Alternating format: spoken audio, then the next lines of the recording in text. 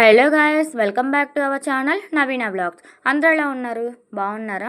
ఈరోజు వీడియో వచ్చేసి ఏంటి అంటే, ఇక్కడ పచ్చిమిరకాయలు అయితే తీసుకున్నామండి.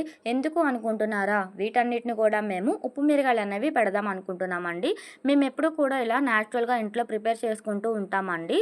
సో వీటన్నిటిని మేము ఇలాగా మధ్యలో ఘాట్ అనేది పెట్టాలండి. ఇవి వచ్చేసి మేము 1 కేజీ వరకు తీసుకున్నామండి. సో వాటన్నిటిని కూడా మనం ఇలా పిన్నిస్తే పచ్చిమిర్చిని ఘాట్ అనేది పెట్టాలండి.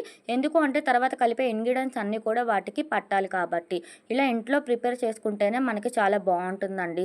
తర్వాత కూడా అవి మనకి స్మెల్ రావు. అలాగే మనకు నచ్చినట్టుగా కూడా పెట్టుకోవచ్చు. బయట అయితే కొన్ని స్మెల్ వస్తూ ఉంటే మనం వేస్ట్గా పడేస్తూ ఉంటాం అనమాట.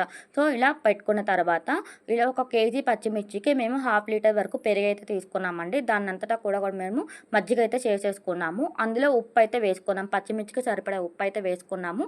ఆ తర్వాత ఈ పచ్చిమిర్చి మొత్తం కూడా అందులో వేసుకొని నానబెట్టుకోవాలండి. 3 రోజుల వరకు ఆ డబ్బాలో అలాగా నానబెట్టుకోవాలి.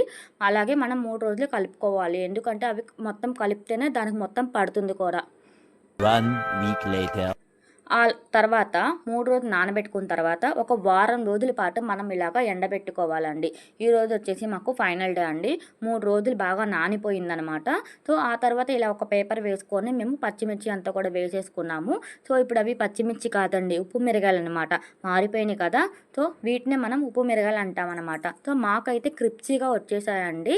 సో మేమైతే ఈరోజు టమాటా పప్పు చేసుకున్నామండి. అందుకనేసి ఒకసారి ఎలా ఉంటుంది ఏంటా అనేసి తీసుకొని వేసామన్నమాట ఆయిల్లో. చాలా క్రిప్సీగానే ఉన్నాయి.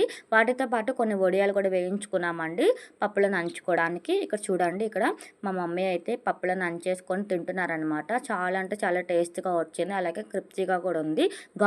కారం ఘాటు కూడా చాలా మీడియంగా ఉందండి. ఒకసారి మీరు కూడా ట్రై చేసి చూడండి. నాకు కామెంట్ సెక్షన్లో కామెంట్ చేయండి ఎలా ఉంది ఏంటి అండి. అలాగే ఈ వీడియోని లైక్ చేయండి, షేర్ చేయండి, సబ్స్క్రైబ్ చేసుకోండి.